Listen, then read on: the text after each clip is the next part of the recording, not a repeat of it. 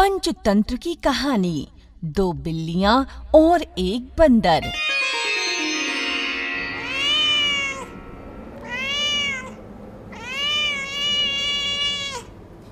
एक बार की बात है, एक गांव में 2 बिल्लियां रहती थी। दोनों बिल्लियों की आपस में अच्छी दोस्ती थी। वे सारा दिन एक दूसरे के साथ खेलती, ढेर सारी बातें करती और साथ ही भोजन की तलाश करती थीं।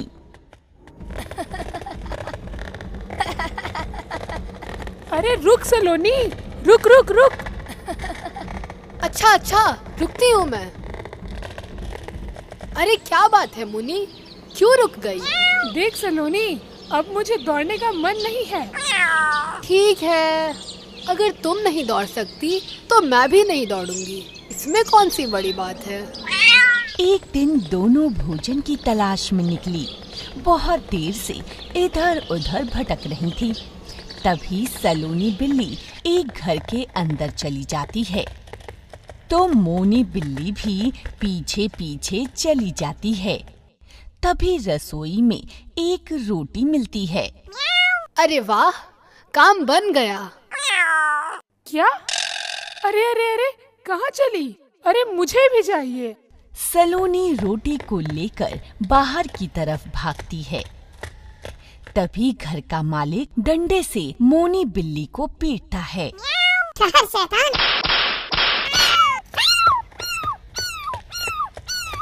दोनों तेजी से भागते हैं। अरे ये कैसा निर्दयी घर का मालिक है।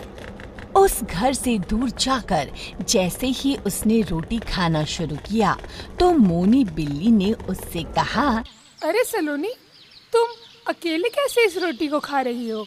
हम दोनों ने साथ में इस रोटी को देखा था। लेकिन यह मुझे पहले मिला, इसलिए यह मेरा है। नहीं नहीं, यह रोटी मैं खाऊंगी, क्योंकि इसे चुराते समय मुझे काफी मार पड़ी है। यह रोटी मैं ही खाऊंगी, क्योंकि मैं बहुत भूखी हूँ। ये मेरी है। नहीं नहीं मेरी।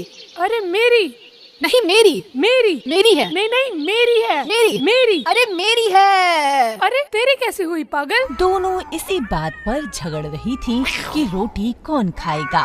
पास ही के पेड़ पर बैठा एक बंदर उन्हें रोटी के लिए लड़ते हुए देख रहा था और वह भी रोटी को खाना चाहता था, क्योंकि रोटी को देखकर बंदर की भूख और भी बढ़ गई थी। उसके मुंह में पानी आने लगा। उसने सोचा, किसी तरह इन बिल्लियों को बेवकूफ बनाकर रोटी ले लूं तो मेरी भूख शांत हो सकती है। उसे कुछ समझ नहीं आ रहा था कि क्या करें। थोड़ी देर सोचने के बाद उसे एक उपाय सूझा। अच्छा, एक उपाय सूझा है। अब तो इस रोटी को तो मैं ही खाऊंगा। अभी बेवकूफ बनाता हूँ दोनों को।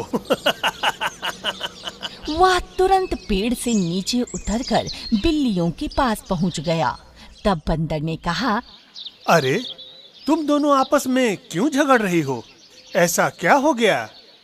लड़ाई करना अच्छी बात नहीं है। मुझे बताओ, शायद मैं तुम्हारी समस्या का समाधान कर सकूं। बिल्लियों ने बंदर को देखा और कहा, तुम यहाँ से चले जाओ, हमें तुम्हारी कोई जरूरत नहीं है। हम आपस में समझ लेंगे। हाँ, समझ लेंगे। तब बंदर बोला, अरे यदि तुम आपस में समझ ही लेती तो इतनी देर से क्यों बहस कर रही हो? मैं तो तुम दोनों का झगड़ा सुनकर तंग आ गया। ऊपर पेड़ पर आराम से सो रहा था, तुम दोनों ने मुझे जगा दिया, तो मैंने सोचा कि चलकर देखता हूँ कि क्या बात है। वैसे भी मैं तुम दोनों के भले की बात ही सोच रहा था। खैर, तुम्हारी मर्जी, तुम जैसा चाहो करो। भलाई का तो जमाना ही नहीं है। तभी सलोनी बिल्ली ने कहा, ठीक है, तो अब तुम ही बताओ कि जब यह रोटी मैंने चुराई है तो इसे मैं ही खाऊंगी ना। तब मोनी बिल्ली ने कहा, यह गलत बोल रही है। यह रोटी तो मैंने भी चुराई है ना, क्योंकि हम दोनों साथ साथ गए थे और एक साथ ही रोटी देखी थी और इसे चुराते वक्त मुझे मार भी पड़ी है, तो इसलिए यह रोटी मेरी है। बंदर ने कहा, अरे बस इतनी ही बात है। ठीक है, तुम दोनों अब और झगड़ा मत करो। मेरे पास तुम दोनों के इस समस्या का समाधान है। यदि तुम दोनों तैयार हो तो मैं बताऊं? ठीक है, तो बताओ। क्यों न तुम दोनों इसे आपस में आधा आधा बांट लो। बिल्लियों ने कहा।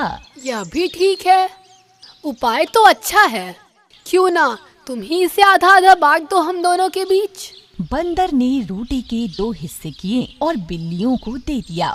उसने बड़ी चालाकी से रोटी के एक हिस्से को बड़ा तोड़ा और दूसरे को छोटा। ये लो, बांट दिया 2 भाग में। रोटी के टुकड़े को देखकर एक बिल्ली ने कहा। अरे यह क्या, यह तो गलत है। उसका वाला रोटी का टुकड़ा ज्यादा बड़ा है और मेरा छोटा है। अरे अरे अरे, फिर झगड़ने लगे। ठहरो, इसका भी उपाय है मेरे पास। क्योंकि मेरे पास एक तराजू है जिससे मैं रोटी को बराबर बराबर भागों में बांट सकता हूँ।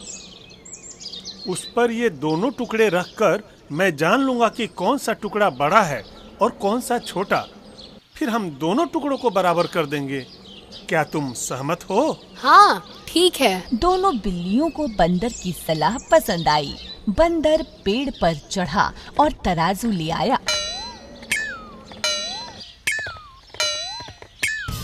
उसने दोनों टुकड़ों को तराजू के पलड़े में रख दिया। अरे, यह टुकड़ा तो दूसरे से बड़ा है। चलो, दोनों को बराबर कर देते हैं। और यह कहते ही उसने बड़े टुकड़े से थोड़ा सा टुकड़ा तोड़ा और खा लिया। अच्छा, अब फिर तौलता हूँ। उफ, अब तो ये वाला बड़ा हो गया। चलो, इसे भी बराबर कर देता हूँ। इस तरह जब भी तराजू भारी होता, वह उस तरफ से थोड़ी रोटी तोड़कर अपने मुंह में डाल लेता। दोनों बिल्लियां अब डर गई थीं। वह अभी भी चुपचाप बंदर के फैसले का धैर्यपूर्वक इंतजार कर रही थीं, क्योंकि वे एक दूसरे को ज्यादा रोटी नहीं देना चाहती थीं। लेकिन जब उन्होंने देखा कि टुकड़े अब बहुत छोटे हो गए हैं, तो एक बिल्ली ने बंदर से कहा। देखो बंदर भाई, तुम चिंता मत करो, अब हम रोटी को अपने हिसाब से बांट सकते हैं। तब बंदर ने जवाब दिया। जैसा तुम दोनों को ठीक लगे। ठीक है, अब मेरे चलने का समय हो गया है। लेकिन जैसा कि तुमने देखा है कि मैंने अपने तराजू से रोटी बांटने का एक कठिन परिश्रम किया है, इसलिए मुझे मेरी मेहनत की कमाई भी तो मिलनी चाहिए ना। और यह कहते हुए बंदर ने रोटी के बचे हुए दोनों टुकड़े मुंह में रख लिए और बेचारी दोनों बिल्लियां उसका मुंह ताकती रह गईं। आए, अरे ये कैसा फैसला है? अब मैं क्या कर सकता हूँ? मैंने तो तुम दोनों के लिए बहुत मेहनत की। अब चलता हूँ। बिल्लियों के हाथ कुछ भी नहीं लगा और वहाँ से खाली पेट ही जाने लगी। दोनों बिल्लियों को अपनी गलती का एहसास हो चुका था। उन्हें समझ में आ चुका था कि आपस की फूट बहुत बुरी होती है। उनका एक दूसरे के खिलाफ लड़ना एक बहुत गलत फैसला था और इसीलिए बंदर इसका फायदा उठा ले गया। इस कहानी से यह सीख मिलती है कि कभी भी लालच नहीं करना चाहिए और कभी भी आपस में झगड़कर रिश्तों में फूट नहीं डालनी चाहिए, क्योंकि जब भी हम आपस में लड़ते हैं तो कोई बाहरी उसका फायदा उठा जाता है, यानी दो के झगड़े में कोई तीसरा उसका फायदा उठा लेता है।